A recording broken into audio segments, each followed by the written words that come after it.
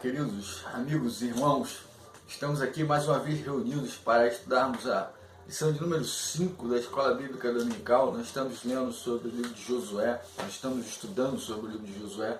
E se você ainda não pegou a sua revista, você pode pegar a sua revista no link aqui abaixo, que vai te levar direto para a nossa Convenção Batista Fluminense, para que você possa baixar a sua revista. É muito importante que você faça a leitura da revista para você poder compreender aqui aquilo que nós estamos falando a respeito da nossa lição. É importante que você faça a leitura dos textos bíblicos semanais para que a gente possa produzir melhor, mais conhecimento e que você possa ser grandemente beneficiado. Nós vamos estudar a lição de número 5, que é a lição que fala sobre a fé dependente. Essa lição, ela foca num capítulo especial, no capítulo de número 20. É um menor capítulo do livro de Josué, porém, ela tem grandes informações extremamente importantes para que nós possamos conduzir e aprender mais a respeito daquilo que é a vontade de Deus manifesta ali no livro de Josué. Esse capítulo, ele trata de uma maneira muito especial das cidades refúgios. Nós vamos ver qual era a finalidade das cidades refúgios e como elas funcionavam, por que elas existiam, quem as dirigia. Nós vamos ver tudo essa questão nessa nossa lição. E qual é a questão dessas cidades refúgios do capítulo 20? Essas cidades, elas estão ligadas à herança dos levitas, e nós vamos ver isso também. Por que os levitas não tiveram herança igual às outras tribos de Israel? Por que elas tiveram uma herança diferente, uma forma diferente de dividir a herança? Por que ela não teve uma terra específica para a família de Levi, como todas as outras famílias de Israel? Nós vamos ver isso também. E nós vamos ver, queridos, nós vamos ver também qual o resultado de confiar no Senhor. Nós vamos ver isso também, nós vamos entender nesse capítulo qual o resultado de confiar no Senhor, qual a positividade disso, qual a forma correta da gente conduzir a nossa vida, da gente aprender bem e saber aquilo que Deus espera de nós e como nós temos que construir um relacionamento de intimidade com Ele.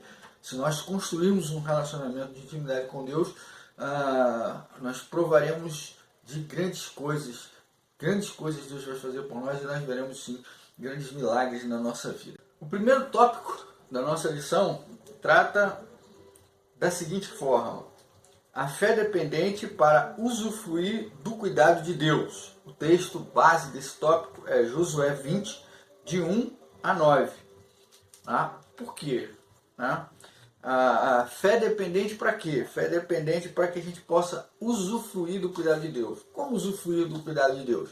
Aí entra o primeiro tópico da nossa lição, como havíamos falado um pouco, as cidades refúgios. Das 48 cidades separadas para os levitas, 6 dessas cidades elas foram colocadas aonde? Elas foram determinadas como cidades refúgios. Primeiro vamos entender para que serve a cidade refúgio. A cidade refúgio, ela servia para aquelas pessoas que acidentalmente ou não intencionalmente elas cometiam algum tipo específico de homicídio, não é? Alguma inconsequência que acarretava a morte de algum ser vivo, não necessariamente uma pessoa, mas uma propriedade, um animal, algo que fosse de posse de alguém que não fosse da pessoa qual acidentalmente foi cometido o homicídio. O homicídio, as cidades refúgio, elas tinham a finalidade de proteger aqueles que cometiam um homicídio involuntariamente ou de maneira culposa, ou seja, sem intenção de produzir o efeito do homicídio, para que o vingador do sangue não o alcançasse, né? A vingança não o alcançasse. O vingador do sangue, quem era o vingador do sangue? Um familiar da vítima ou proprietário do animal que foi vitimado. Ele tinha o direito, naquela época a lei ela determinava que aquilo que fosse feito com o parente vingador iria lá fazer a mesma coisa com a pessoa que cometeu o homicídio. E para que não havia polícia, não havia a instituição do Estado que regrasse, não havia judiciário para que se pudesse estabelecer processos legais para que fosse apurado o crime. Então, aquele que cometeu o homicídio recebia a vingança do parente mais próximo, do parente responsável por executar essa justiça. Né? E essas cidades, elas foram feitas para garantir que aquele que cometeu o crime, aquele que cometeu o homicídio, na verdade, não crime, mas o homicídio involuntariamente, de maneira culposa, por acidente ou por algum tipo de negligência, esse não fosse alcançado pelo vingador do sangue. Ele poderia recorrer a essas cidades refúgios. E nessa cidade refúgio, ele iria se apresentar ao ancião e passar por um conselho de anciãos para justificar se realmente havia a possibilidade de que aquele homicídio tivesse sido cometido culposamente, involuntariamente. Dentro desse contexto, ali, os anciãos daquela cidade refúgio o admitiam, e ele estava protegido ali do vingador de sangue. O vingador de sangue não poderia entrar na cidade para poder executar a vingança, ali, executar a justiça no conceito da lei vigorante naquela época. Então ele estaria protegido ali. Qual a finalidade dessa cidade de refúgio? A finalidade desse refúgio era evitar uma matança indiscriminada, né? Um mata, o outro se vinga da outro que se vingou, e assim por diante, um derramamento de sangue infinito. Visava a cidade de refúgio, tinha essa finalidade, que garantir a pessoa que inocentemente cometeu o homicídio, né? Não dolosamente, não intencionalmente, ela recebesse um julgamento justo, não fosse assassinada também de maneira vil, de maneira torpe, por motivo bobo, e evitar isso aí, essa matança, esse derramamento de sangue desnecessário. Né? Essas cidades, elas foram divididas, 3 cidades a leste e a oeste do Jordão, né? Oriente e Ocidente, né? 3 cidades do Oriente, 3 cidades do Ocidente. 3 de um lado do Jordão, 3 do outro lado do Jordão. De um lado do Jordão ficaram algumas famílias de Israel, algumas tribos de Judá, permaneceram do lado anterior do Jordão. E o restante das tribos atravessaram o Jordão. Então tinham 3 cidades de refúgio de um lado do Jordão e 3 cidades de um outro lado do Jordão. Aqui a Bíblia ela fala Oriente e Ocidente, a direita e a esquerda do Jordão. Então essas cidades, elas estavam ali para que qualquer pessoa, tanto nativo de Israel quanto estrangeiro, podiam ser ali recebidos e terem ali o seu julgamento estabelecido de maneira justa. Né? E quando se morria o sacerdote daquela cidade, o sumo sacerdote, quando se morria o sumo sacerdote daquela cidade de refúgio, o acusado, né?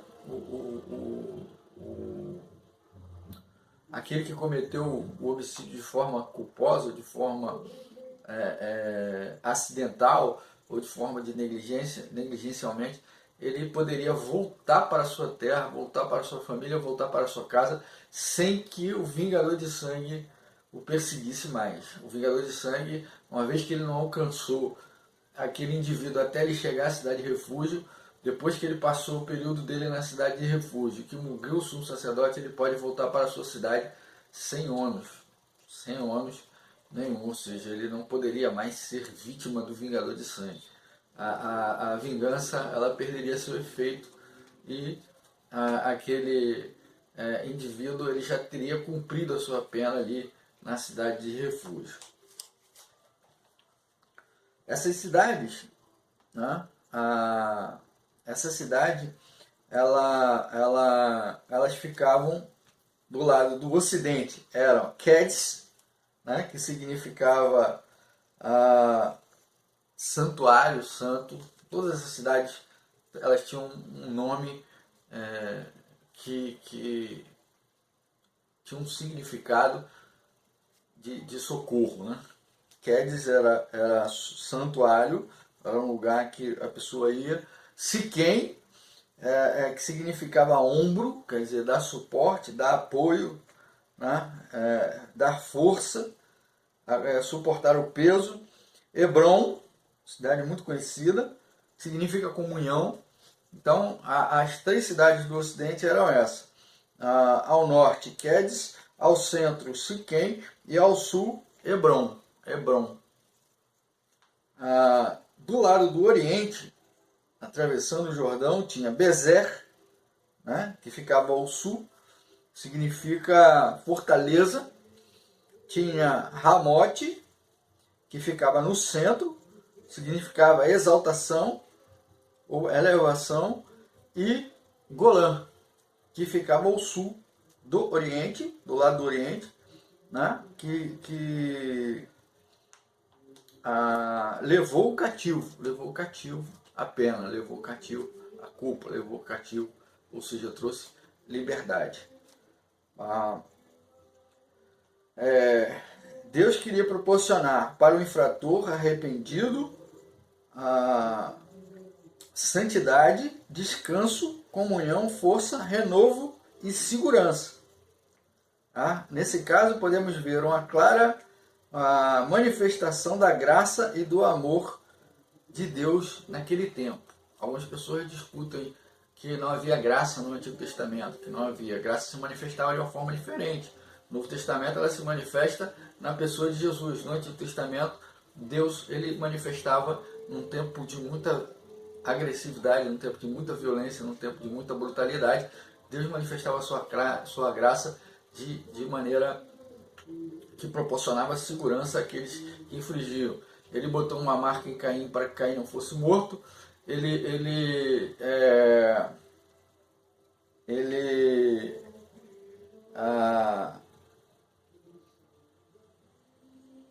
botou Noé na arca para que Noé não fosse vitimado com todo aquele povo rebelde, e estabeleceu cidade de refúgio para que aqueles que culposamente, acidentalmente viessem a cometer um homicídio. Tá? Então, isso são traços da graça de Deus manifesta no Antigo Testamento.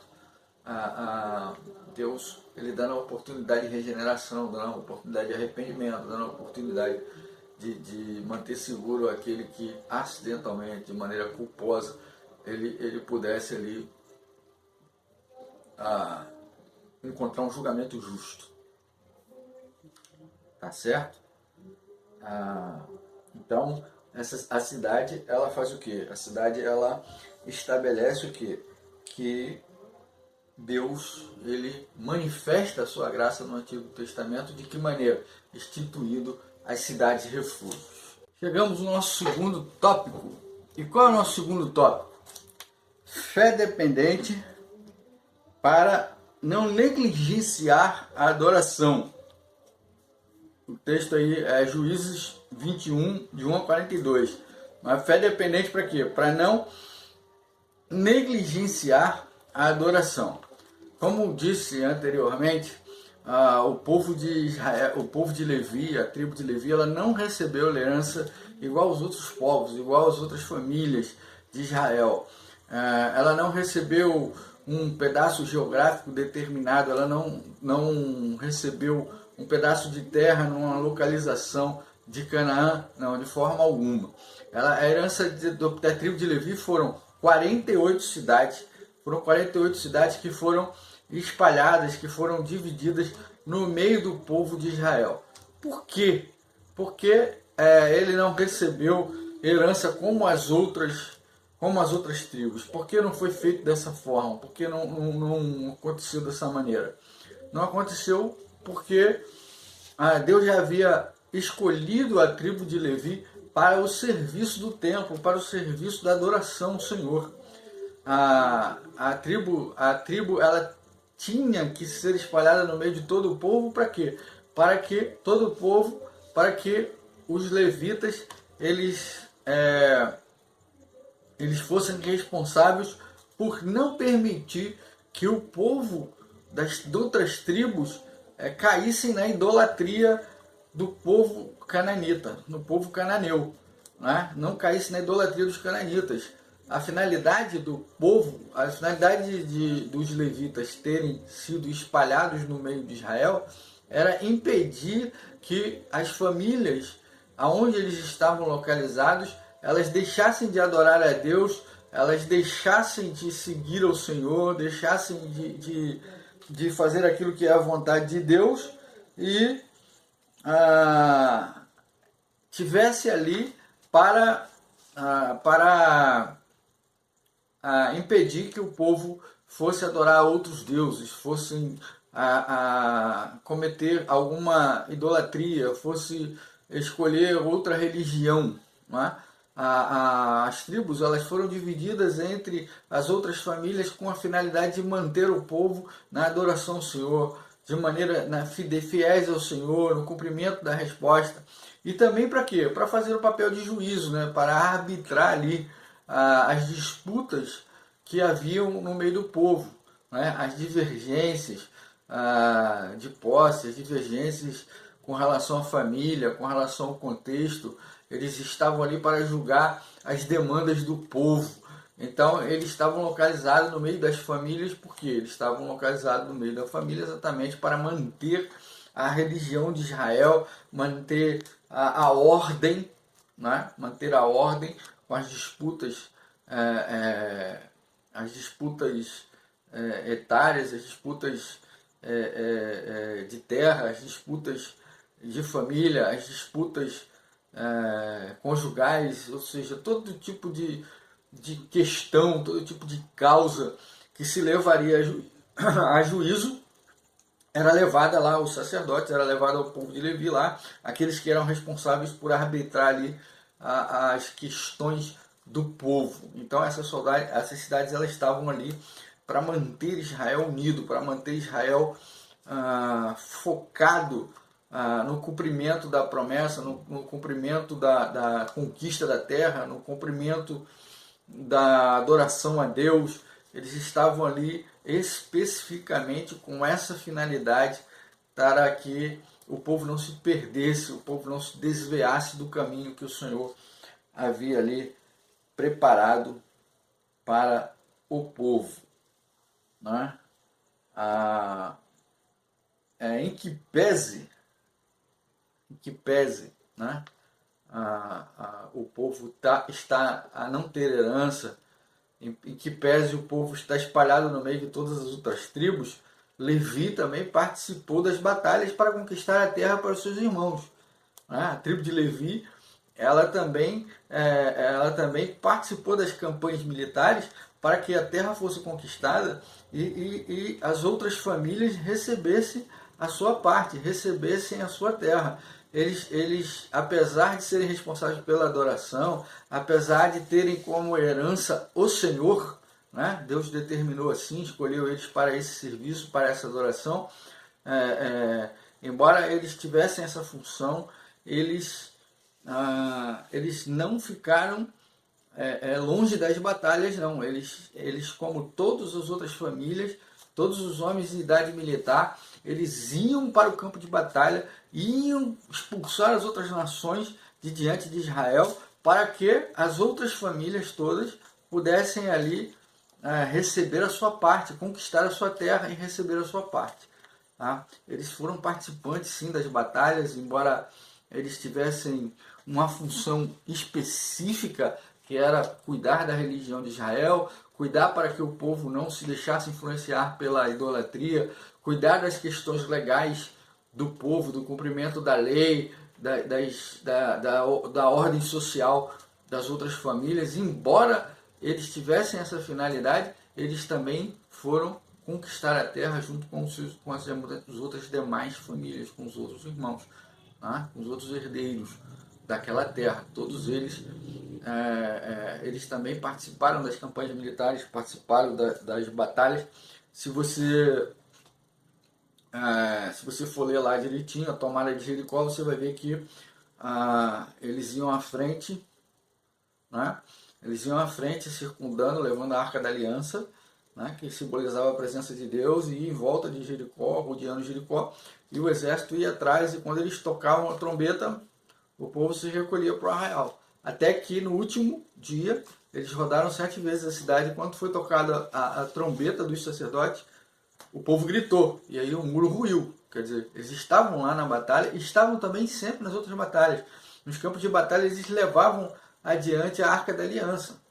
Tá? Eles participavam, sim, das campanhas militares e se dedicaram a isso para que a promessa de Deus se cumprisse e a terra fosse totalmente conquistada para todo o povo de Israel.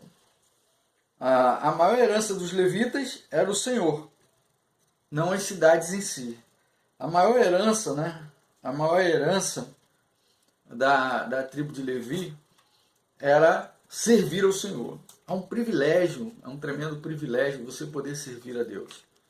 É um privilégio você pregar a palavra, é um privilégio você ser um ministro de adoração, é privilégio você cantar um louvor ao Senhor, você dirigir um cântico, é um privilégio você ser um ministro de evangelismo, é um privilégio você ser um professor de escola bíblica dominical, é um privilégio você ser um evangelista e ir às ruas, falar do amor de Deus, falar da misericórdia de Deus. É um privilégio você receber as pessoas na porta, na introdução, na entrada do templo para os cultos. É um privilégio servir ao Senhor, seja de que maneira for, seja de que maneira que o Senhor o chamar, seja de que maneira o Senhor te capacitar. É um privilégio servir a Deus.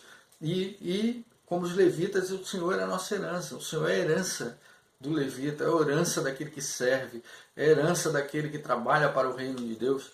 E a herança dos levitas não eram cidades em si, não eram cidades e refúgios em si, não eram as cidades com seus arredores em si. A herança da tribo de Levi era o Senhor, que já é determinada pelo próprio Deus. Né? O próprio Deus afirmara, disse também o Senhor a Arão, na sua terra herança nenhuma terás, e no meio deles nenhuma porção terás. Eu sou a tua porção e a tua herança no meio dos filhos de Israel. Números 18, 20. Ou seja, o próprio Deus determinou que eles não teriam herança de terras. Eles teriam o quê? Eles teriam... A herança deles era servir a Deus, era o serviço do Senhor. Passamos então para o terceiro ponto. Qual é o terceiro ponto? Fé dependente para confiar na palavra de Deus. Aí o texto que está aqui é Juízes, são os capítulos finais, né?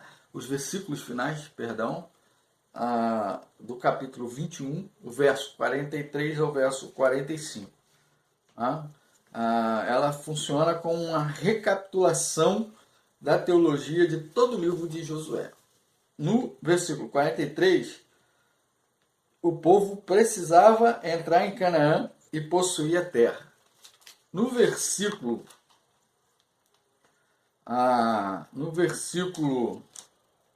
44, né, a paz prometida, bem como a vitória sobre seus adversários, é dada àqueles que obedecem e confiam no Senhor.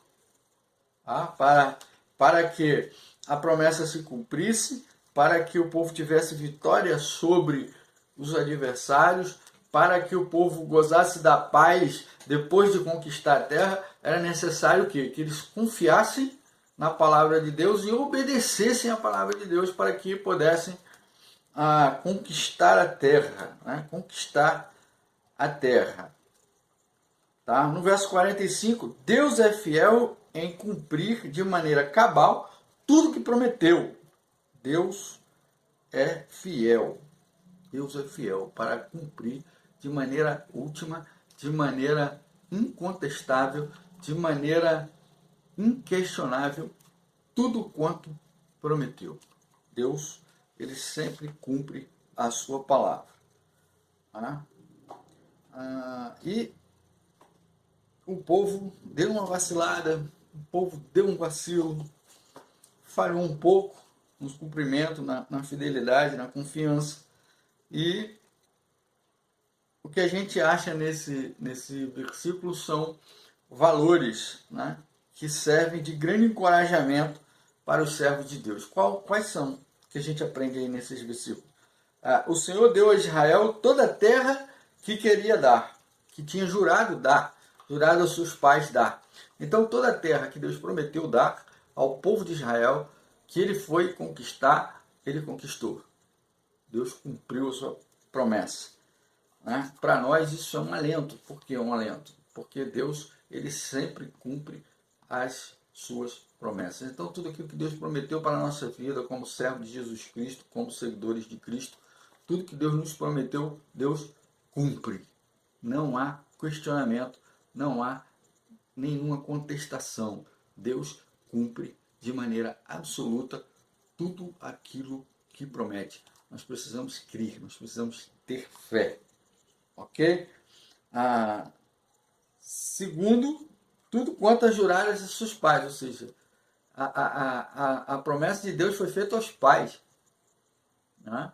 E os filhos herdaram a terra que Deus prometeu aos pais. Aqueles pais, aquela geração que saiu do Egito, ficou pelo deserto, não adentrou a terra por causa da sua rebeldia contra o Senhor, mas os seus filhos, esses herdaram a terra, esses atravessaram o Jordão, esses conquistaram a terra de Canaã e possuíram a terra de Canaã. Certo? Tudo que o Senhor havia jurado, falado e prometido se cumpriu. Ele proporcionou ao seu povo cada detalhe necessário a uma vida feliz, próspera e piedosa. Tudo que era necessário para que o povo tivesse uma vida tranquila de paz e prosperidade, Deus supriu. Pastor, mas os capítulos seguintes, os livros seguintes, mostram que Israel, exatamente o que a gente leu anteriormente, certo? Aqueles que confiam e obedecem a Deus, que confiam plenamente em Deus e obedecem a Deus, eles desfrutam, gozam da paz, da segurança, da tranquilidade, do cuidado e do favor de Deus. Tá? O que aconteceu depois lá do livro de Josué tem a ver com idolatria, tem a ver com sair do propósito, tem a ver com abandonar a Deus e adorar outros deuses e se entregar à idolatria e fazer aquilo que não era certo, fazer aquilo que não era legal diante de Deus. É um erro, né? É um erro que o povo cometeu ali diante do Senhor, ok? Que a fé dependente dos servos do Senhor seja cada dia maior, crescente, firme, de maneira que sirva de testemunho aos povos em redor. Que a nossa fé, né? Que a nossa fé seja como a fé do povo de Deus no início, quando entrou na terra. Que ela sirva de testemunho a todas as pessoas que estão à nossa volta. É preciso testemunhar do amor e da misericórdia de Deus. E a gente testemunha do amor e da misericórdia de Deus, queridos, quando a gente cumpre o propósito para o qual Deus nos chamou. Quando a gente faz a vontade de Deus.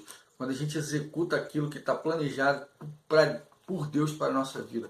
Quando a gente cumpre o nosso propósito. Quando a gente serve o Senhor com alegria de coração. Quando a gente se empenha em fazer tudo quanto aquilo que foi proposto a nós pelo Senhor. Quando a gente cumpre isso, quando a gente faz isso, a gente consegue sim ter sucesso naquilo que a gente precisa. Tá bom? Então, que a fé dependente do servo do Senhor, dos servos do Senhor, seja cada dia maior. Temos que aumentar a nossa fé cada dia. Temos que ter uma fé cada dia maior, cada dia mais constante, cada dia mais firme, de maneira que a nossa fé ela seja testemunho para todos aqueles que estão à nossa volta, todos aqueles que precisam ser alcançados pela graça, pelo amor e pela misericórdia de Deus, todos aqueles que precisam do amor de Deus para encontrar salvação, todos aqueles que precisam do amor de Deus para transformar de maneira única a sua vida, todos aqueles precisam ver em nós uma fé maior, uma fé constante, uma fé firme. Precisa de ver no nosso exemplo que fidelidade ao Senhor e aos seus propósitos. Concluindo, meus amados, assim como Israel no início perseverou, assim como Israel precisou cultivar uma fé dependente de Deus, uma fé dependente do Senhor, na pessoa do nosso Senhor, nós também precisamos cultivar e investir na nossa fé, né? E por que isso? Primeiro, porque temos em Jesus o perfeito refúgio para o necessitado, o oprimido e o triste. Vinde a mim todos vós que estáis cansados, sobrecarregados, e eu vos aliviarei. Nós temos, irmãos, nós somos mensageiros, né? Nós somos mensageiros do Evangelho, o Evangelho que traz livramento, que livra da opressão, que livra do pecado, o Evangelho que traz liberdade de coisa, o Evangelho que elimina a culpa, o Evangelho que traz amor, que traz misericórdia, que traz perdão. Nós somos mensageiros desse Evangelho, meus queridos. Jesus é o refúgio de todo aquele que necessita da graça e do amor de Deus, do perdão de Deus, do favor de Deus, do cuidado de Deus. Nós somos mensageiros dessa graça e a nossa vida deve refletir essa graça. E nós devemos nos empenhar em espalhar e difundir essa graça, a graça do Senhor Jesus. Nós temos que cultivar a nossa fé, nós temos que levar a nossa fé a essas pessoas, ao conhecimento dessas pessoas, para que elas possam encontrar em Cristo Jesus morada, refúgio, segurança, paz, amor, misericórdia e perdão. Segundo, porque é a fidelidade do Senhor para com a sua palavra que sustenta e garante benefícios infindáveis aos seus servos. É a fidelidade do Senhor que nos traz segurança, irmãos. É a fidelidade do Senhor que nos traz paz interior, que nos traz sossego, que nos traz segurança, que nos traz ousadia, que nos traz amor, que nos traz tranquilidade. É o amor, é a fidelidade de Deus que nos traz benefício de uma vida de paz no meio do mundo caótico, no mundo violento, no mundo agressivo. É esse amor, é essa fidelidade de Deus que nos traz segurança. Para a gente poder andar na rua, para a gente poder falar do amor e da misericórdia de Deus, para a gente poder chegar em lugares que outras pessoas não conseguem. Nós temos esse privilégio, nós podemos chegar em lugar que as outras pessoas não conseguem. E nós conseguimos isso por quê? Por causa da fidelidade de Deus à sua palavra. E Ele disse que se nós andarmos nos seus caminhos, Ele vai nos guardar, Ele vai nos proteger, Ele vai nos dar proteção, Ele vai nos dar paz, vai nos dar tranquilidade e ousadia para realizarmos a sua obra.